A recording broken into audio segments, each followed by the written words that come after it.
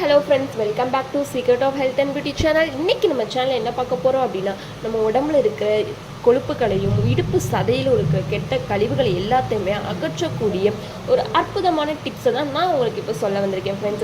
இந்த வெங்காயத்தோட நான் ஒரே ஒரு பொருள் சேர்த்து தான் இதை நான் ப்ரிப்பேர் பண்ணியிருக்கேன். அது என்ன பொருள், அதை வச்சு எப்படி இந்த வெங்காயம் இதை ப்ரிப்பேர் பண்ணுறது அப்படிங்கிறத வீடியோவில் பார்த்து தெரிஞ்சுக்கலாம்.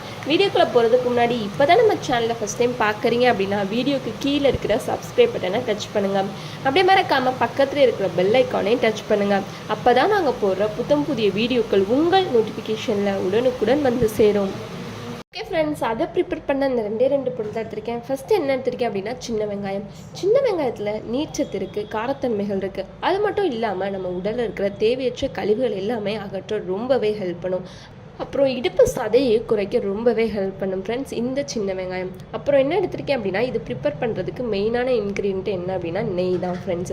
நெய்யில் கொழுப்பு இருக்குன்னு சொல்லுவாங்க, ஆனால் இது நம்ம உடலில் இருக்கிற தேவையற்ற கொலஸ்ட்ரால் எல்லாத்தையுமே கரைக்க ரொம்பவே ஹெல்ப் பண்ணும். ஸோ இந்த பொருளை வச்சு தான் ஒரு ஈஸியான ரெமெடி இப்போ நம்ம ப்ரிப்பேர் பண்ண போகிறோம். ஸோ எப்படி ப்ரிப்பேர் பண்ணுறதுன்னு பார்க்கலாம் வாங்க.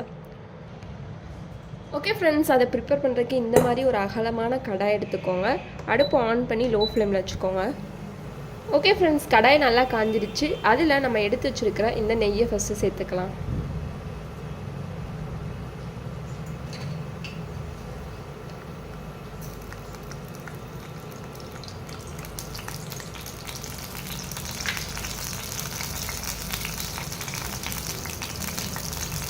ஓகே ஃப்ரெண்ட்ஸ், இது நம்ம நெய் போட்ட பிறகு நம்ம எடுத்து வச்சுருக்கிற இந்த சின்ன வெங்காயத்தை சேர்த்துக்கலாம். இப்போது நல்லா ஃப்ரை பண்ணிக்கலாம்.